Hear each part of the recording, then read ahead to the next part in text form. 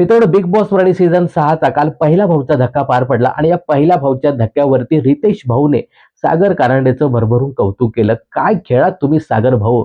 तसे तुमचे नाटकाला हाऊसफुलचे बोर्ड लागतात, तसे बिग बॉसच्या घरामध्ये तुमचे हाऊसफुलचे बोर्ड लागले.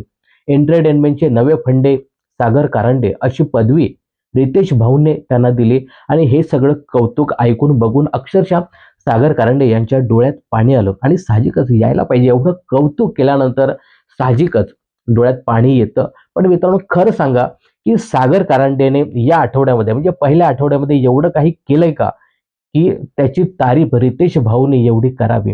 काय एवढं केलं हो सागरने? हे कमेंट्स करून नक्की सांगा. बघा, सागरने तन्वी वर्ष सागर जो काही सामना झाला होता त्याच्यामध्ये सागरही अपशब्द बोललाच होता.